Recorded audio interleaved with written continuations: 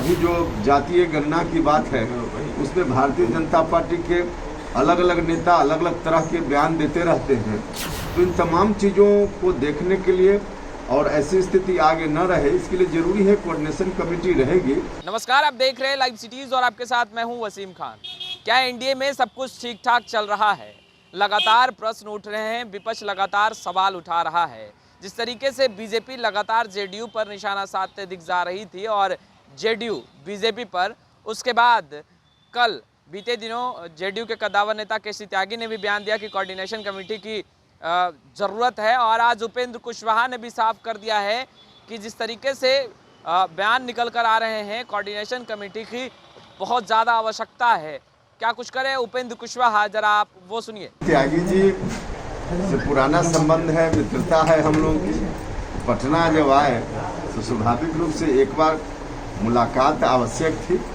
ऐसे कल दिन भर बैठक में उनका समय गया, तो आज सुबह बैठकर हम लोगों ने नाश्ता किया, चाय पी उनके साथ। और स्वाभाविक रूप से हम लोग जब बैठे तो थोड़ी राजनीति पर चर्चा हो ही गई, जो स्वाभाविक है, तो वो चर्चा हुई है।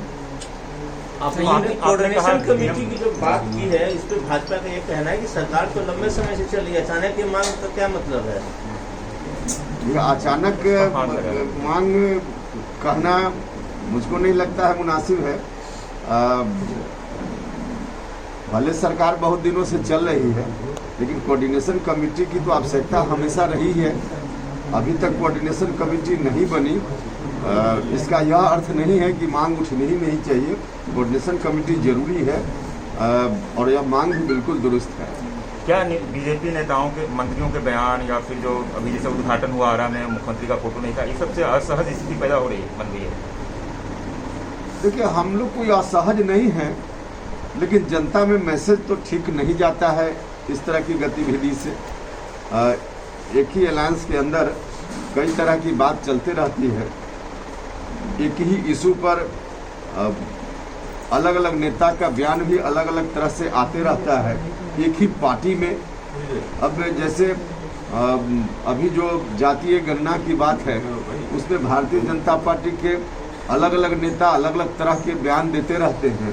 तो इन तमाम चीज़ों को देखने के लिए और ऐसी स्थिति आगे न रहे इसके लिए ज़रूरी है कोऑर्डिनेशन कमेटी रहेगी, तो इन चीज़ों को देखेगी, गौर करेगी और ऐसी स्थिति से फिर बचना संभव हो पाएगा।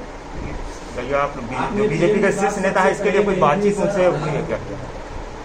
आपने सीएम की बात सबसे पहले कही थी कि प्रधानमंत्री के लायक है नीतीश कुमार, और अब जो है वो राष्ट्र परिषद की बैठक में होने लग गया। क्या आने वाले समय में नीतीश कुमार प्रधानमंत्री के लिए चुनाव लड़ेंगे? देखिए, अभी कल क्या प्रस्ताव पारित हुआ है उसको बता दिया गया है। और पीएम मटेरियल जब हमने कहा था तो आप लोगों में से भी कई लोग असहज हो रहे थे कि क्या बयान दे रहे हैं, लेकिन आगे के लिए ध्यान रखिए। उपेंद्र कुशवाहा जो बोलता है आगे सब लोग उसको मानते हैं, तो आगे भी ध्यान रखिएगा।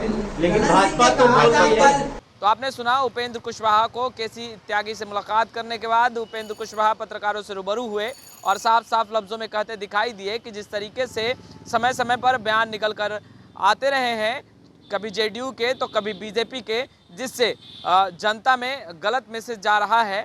कोऑर्डिनेशन कमेटी की आवश्यकता है और इस पर विचार विमर्श होना चाहिए। खैर, लाइव सिटीज के साथ बने रहे, हम तमाम लेटेस्ट तस्वीरें लगातार अपडेट करते रहेंगे। तो अब तक आपने हमारे चैनल को सब्सक्राइब नहीं किया है तो तुरंत सब्सक्राइब कर ले। आपका बहुत बहुत शुक्रिया।